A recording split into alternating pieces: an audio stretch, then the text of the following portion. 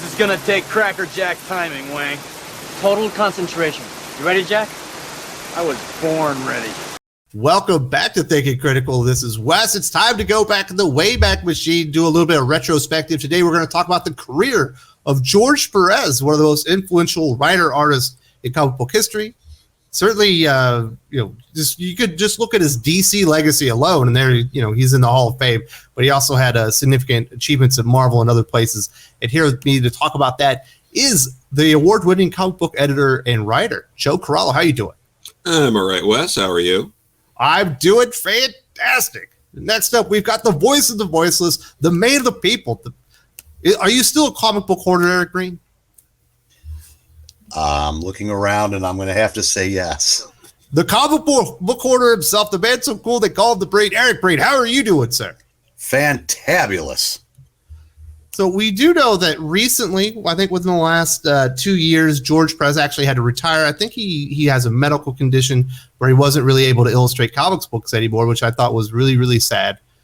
But if we look back at his career, the man really has left an indelible legacy just with some of the things he did. We know that he got started as Rich Bukler's assistant in 1993, got a debut short story, Marvel Astonishing Tales 25, where I think he might have been a parody of Deathlock. Then he worked on like Sons of Tiger. Sons of the Tiger. He also co-created the White Tiger, Marvel's first Puerto Rican superhero at Marvel Comics. And then he had his breakout in like Avengers 141, Fantastic Four 176, and he also illustrated the first part of your favorite comic book story of all times, Eric Breen, Jim Shooter's Korvac Saga. I knew him when I first started. He had just come off a run where he was the artist on Creatures on the Loose, the Man-Wolf series. And then Marvel just threw him into the deep end with Fantastic Four and Avengers, because he actually started Fantastic Four, I think, with issue 164. Mm-hmm.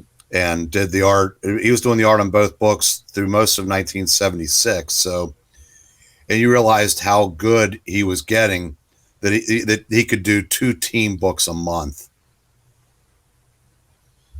Oh yeah, no, for sure. He what's really interesting too with Rich Bukler is he not only brought up George Perez, he also brought up Dennis Cowan in addition to a lot of other artists. So Rich doesn't get that kind of credit for the amount of people he helped bring in that turned into bigger stars than himself and help diversify, Big Two comics. Absolutely. So, Bree, what are your thoughts on his artistic, achievements on Jim Shooter's Korvac Saga?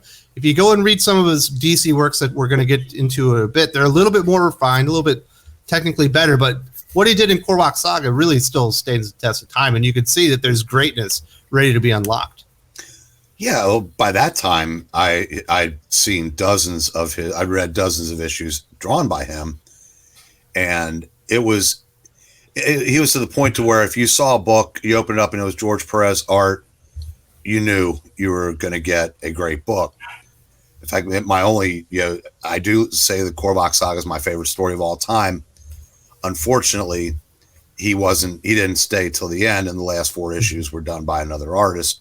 Not to take anything away from David Wenzel, but if George Perez had stayed, it would have. I'm comfortable in saying it would have looked different and probably been better. But yeah, his art, like I said, he got so good so quickly. You could just see it from issue to issue. How talented he was and how much better he was getting.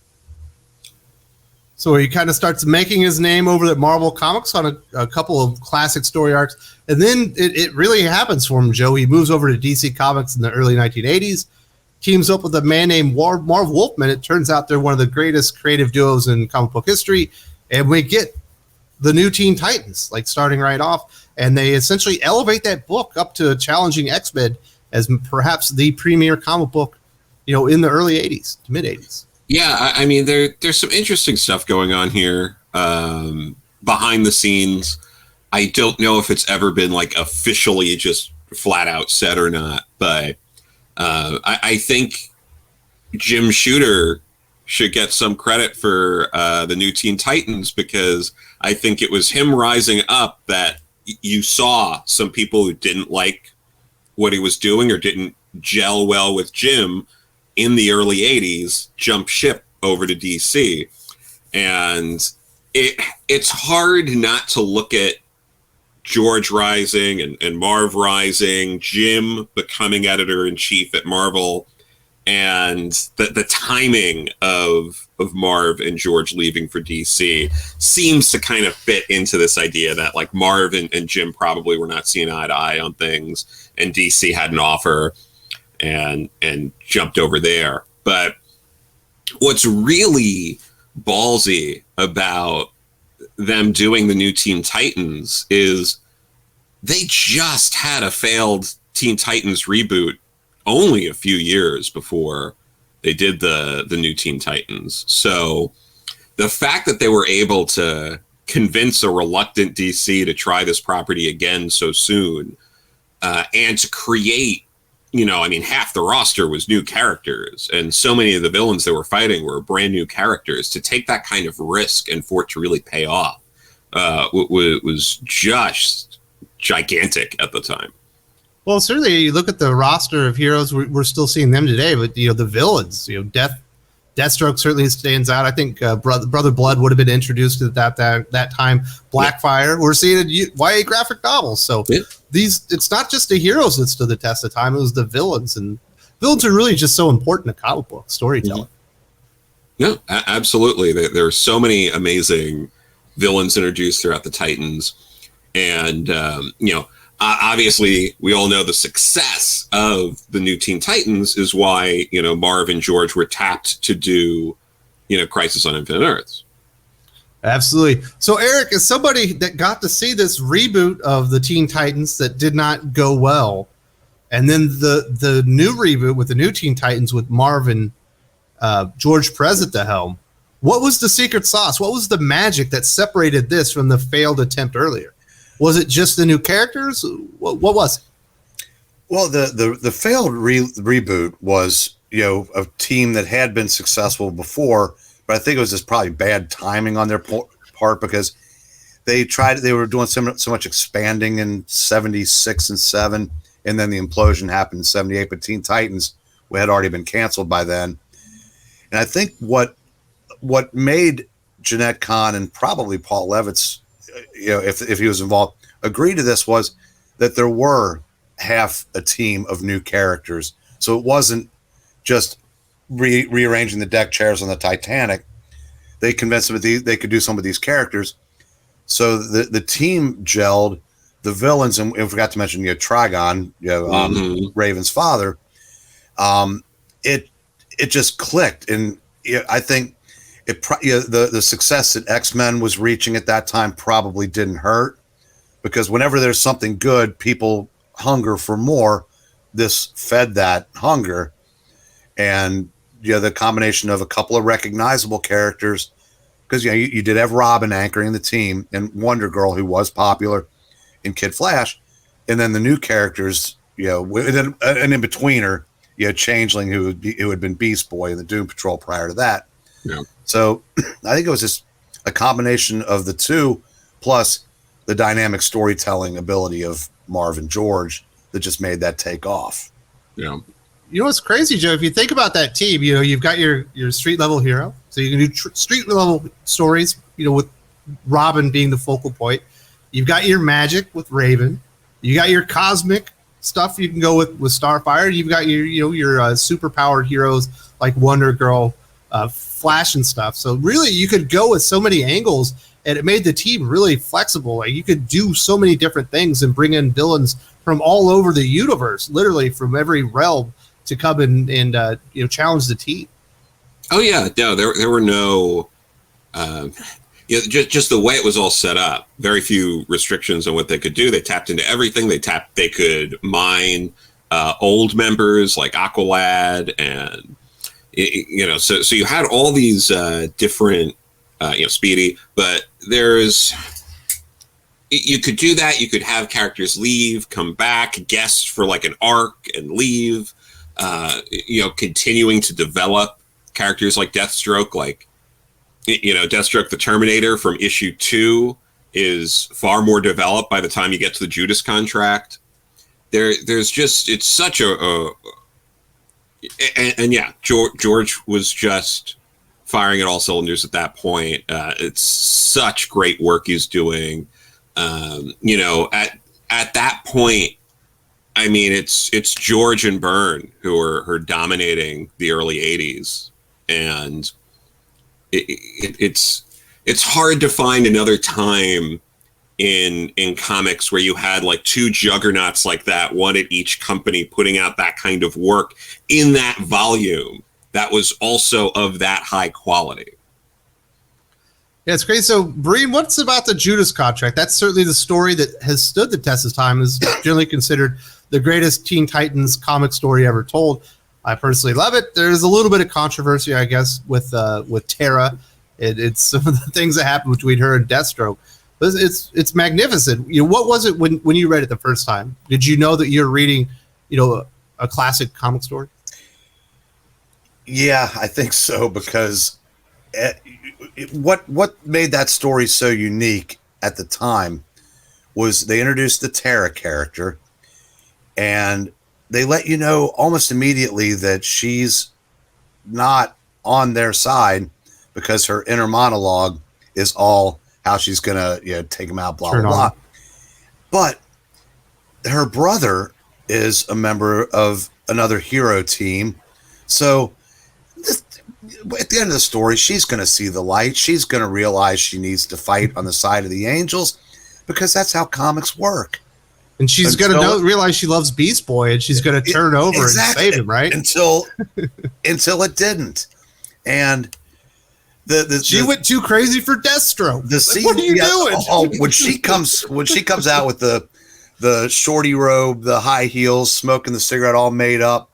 Now, I know that's become controversial over the years, but that's because too many people attach real world significance to works of fiction instead of just letting the fiction be. I said, it's and it's a shame, because that story was just, it was everything from dynamic to creepy to inspirational to tragic. It had everything you would want in a story. We also had Nightwing introduced. Yeah, and just like I said, the issues Kid where Flash leads the team as well, correct? Yeah. The culmination of that story, when Changeling, when she goes nuts and starts fighting Deathstroke, because she's just batshit by that point.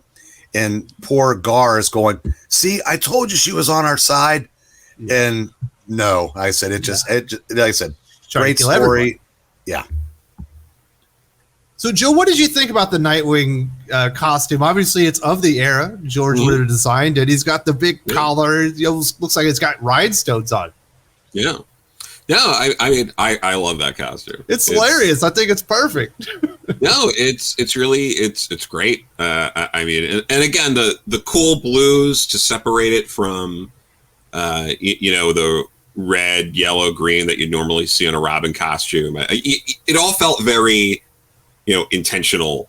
You could even start, really mining and looking into it and being like, oh, instead of having a cape, it just kind of reverses it with the big collar, so that like in every way he's just like the opposite of Robin. So, and all the build up to that, I think it ties in a little bit to Batman the Outsiders. There was like that crossover with, kind of all leading up to Robin making that decision. But so much of what was going on in New Teen Titans was just this perfect blend of moving forward, respecting the past, bringing back, Doom Patrol characters and the Brotherhood of Evil and all that, and doing it in such a way to really pay tribute to the original and paving the way for what would eventually be like a major revival of that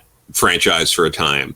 And, we don't get to a point where we have a Doom Patrol TV show that's on like a third season without, sort of the help of Marv Wolfman, George Perez, reigniting everything during this. So yeah, it is. I mean, it's hard to not just spend hours just talking about the new Teen Titans. Oh, we could, but we do need to move on. You mentioned this earlier. Marv and George took their talents. Well, they went on a pause. They went on break so they could do this Crisis on Infinite Earths. I know Eric Breen in the past has said it's like maybe the best Crisis. Well, it is the best Crisis DC Comics ever done. I know there are people that yearn for pre-Crisis DC Comics, Eric Breen. What made Crisis on Infinite Earths so significant? And, what is the real change that happens there? What made it significant is how necessary it was. As fun as pre-Crisis DC comics are, and there are some, great, legitimately great stories that came before it, the universe was too convoluted. There were too many Earths. There were too many versions of. Basically, DC pre-Crisis was what Marvel has become today, with all the main characters having so many different versions of them, and it was time to clean it all up. Superman was that character everybody had heard of, but nobody read, or not enough people read, because he was changed significantly. Wonder Woman, ditto. Batman was pretty much left alone because Batman was Batman, and as in George Perez was tasked with reviving Wonder Woman. So the Crisis, like I said, it got rid of redundancy, and it just basically gave it a clean slate to move forward and let people. And comics were changing. I mean, the creators were getting more mature. I mean, if you go back like Conway on Firestorm, it felt like a Marvel book. Wolfman and Pérez on Teen Titans felt like a Marvel book. It was basically DC, realizing they needed to have more of a Marvel feel, and I think they did. I think the Crisis paved the way for years and years of spectacular storytelling from DC, and we don't get that without George Perez. Yeah. And we also have the image of Superman holding Kara, his cousin, as she's passed away.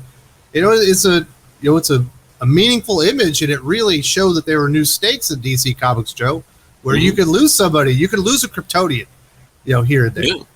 And that version of Supergirl stayed dead for years. They didn't bring back Kara Zor-El. So yeah, no, it did feel like there were consequences from Crisis on Infinite Earths, which really helped, keep it as being this important piece. And then, like you said, George moved on to being the architect of Wonder Woman, and he drew it for 2 years and continued writing it through issue 62. He was able to get DC to kind of do this like War of the Gods event that tied into it to kind of do this big like Wonder Woman 50th anniversary event. But really leading up to it, Karen Berger was the editor who was guiding Wonder Woman, certainly for most of Perez's run. And I think she made a lot of decisions and worked with him in a way that really helped make the book stand out and be one of the more well thought of post-crisis runs. Having Len Wein co-write the beginning of that run with George to get it off, make it really start with a bang. Bring Mindy Newell back to write Wonder Woman again for about a year with George later on in the run. Introducing Jill Thompson, like that, I'm pretty sure was her first published work. Was with the big two was Wonder Woman, and George did a lot to really change and revitalize that character. His version of Cheetah is, the version that made it into the movie that I think a lot of people, go back to and mine. The Barbara Minerva version of Cheetah, and this also led to George having disagreements with DC towards the end and making moves back to Marvel. So before we get over to the Marvel stuff with Wonder Woman, it's almost like he does for Wonder Woman what John Byrne does for Superman prior. with Man of Steel, where he really reinvents the character, Eric Breen, and pushes the character forward, and it's still to this day considered the definitive Wonder Woman run. It's unfortunate that they've done so much with the character, with retconning the character continuously afterwards, instead of building up on really all the foundation and everything that he set up for everybody to have some success with, Breen. Well, I think if there's a difference between the two, Byrne kind of divorced Superman from large chunks of his heritage prior to that. I mean, the Krypton, element was downplayed, and it was more. Superman became Clark Kent was Superman, and not Superman being Clark Kent. With Wonder Woman, I think they just dove headfirst into the mythology aspects of Wonder Woman that had been done before. So I think it was more like a return, like a true return to what Wonder Woman was always supposed to be, minus the bondage, which, given George Perez's other hobby, it's kind of surprising that they didn't do more of that. But I digress. It is. Yeah. But either way, both of them worked. Mm-hmm. And they said that the Wonder Woman series, the second time around, lasted over 200 issues as well. So the seeds that George planted, kept that series alive for decades. Yeah. Certainly restore the character to more prominence, and it's unfortunate that they just didn't kind of keep going with a lot of he was doing there. Yeah. But Joe, so he did go back to Marvel, to two of the bigger works. He worked on the Avengers. Me personally, I'm more impressed by the work that he did with Peter David on Incredible Hulk. But sure, it was nice to see him return to Marvel and get some more work there. Yeah, I mean, this was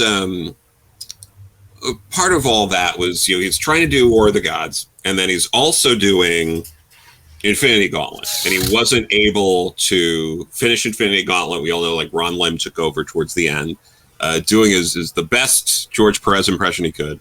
But yeah, this was a time where George was taking on too much work.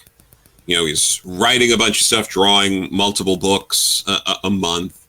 And I believe after those events with what happened with Infinity Gauntlet and War of the Gods, that he never got himself in a position like that again. I think we start seeing less of that, more George either just writing something, drawing something, and pulling back a little bit, not over exerting himself like he did through most of the 80s.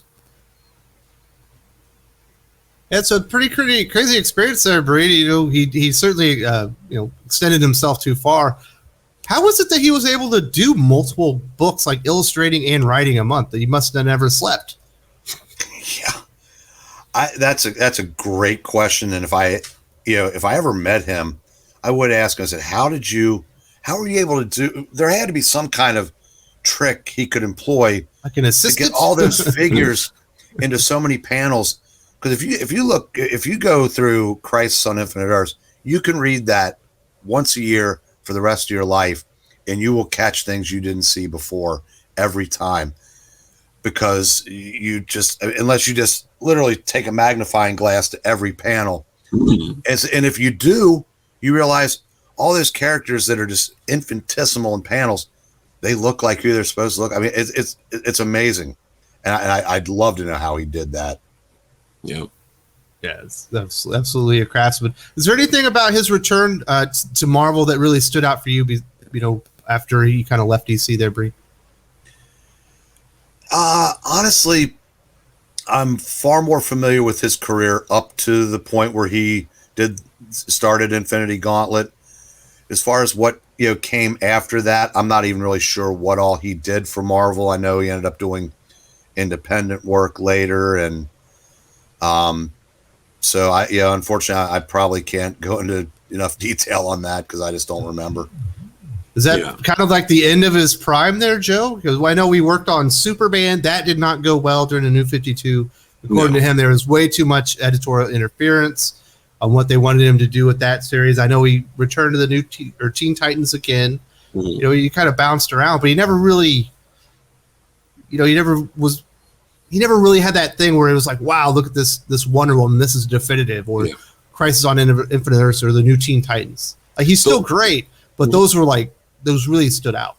The one thing people do reference after that point is when he was doing Avengers with Kurt Busiek at When Heroes Return. Forgot about that. I figured. I'm like, I know I'm going to mention this, and Breen's going to be like, but that was the last long run, because he was on that for about 3 years with very few fill-ins in that time before he had left. But for a lot of people, that's like the last big great thing that George got to do. I liked he did World's Finest in the New 52 with Paul Levitz for at least 6 or so issues, maybe 10.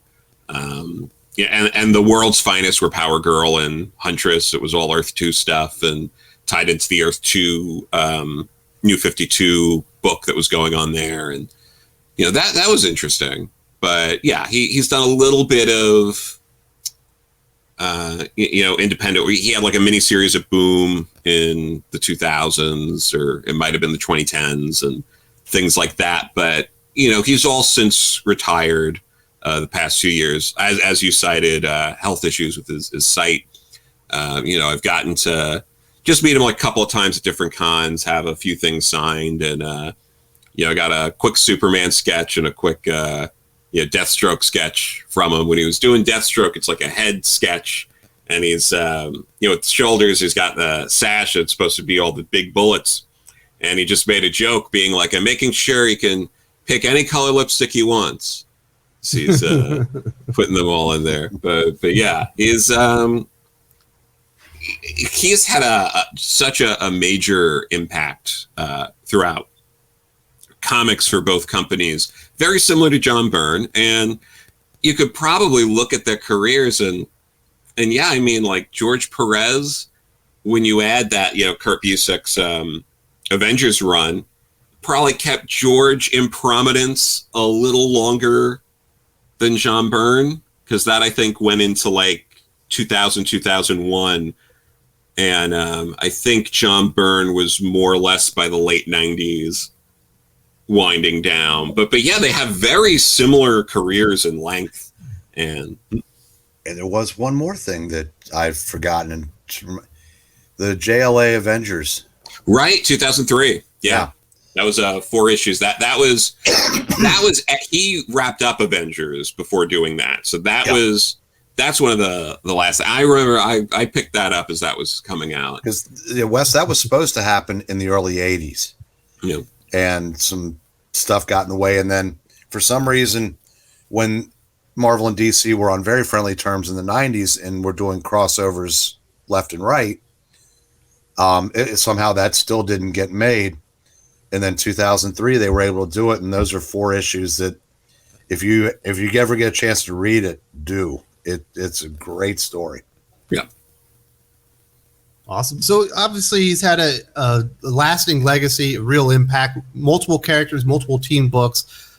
The biggest crisis, one of the biggest events in DC Comics history. He's absolutely one of the architects, along with Marv Wolfman. Bree, do you have any final words just to say about George Perez's career and your thoughts about it?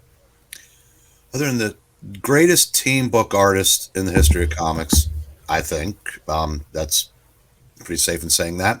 Yeah. There's a part of me that, yes, if he'd been still drawing on a regular basis when Hickman took over the Avengers, that of course that might have been the team that might have broken him, because there were maybe too many members for even George Perez. It's like 45 Avengers. But I would have liked to have seen him try.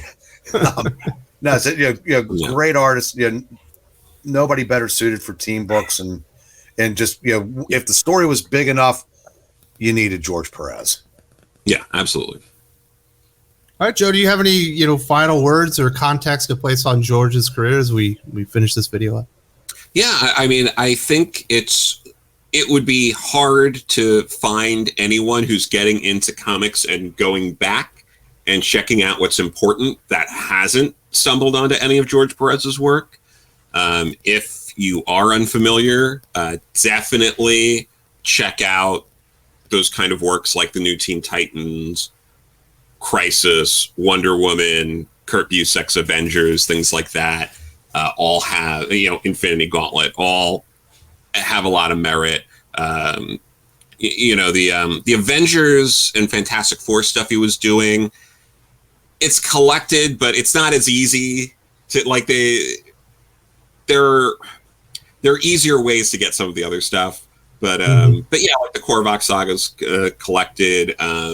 Some of the stuff he did in Fantastic Four is in, they did like an Overthrow of Doom hardcover like 15 years ago or something like that. Some of I think the first few issues of that are right before George leaves Fantastic Four. So yeah, there are ways to get some of that. Obviously, also going to back issues, but George really revolutionized the way comics were done.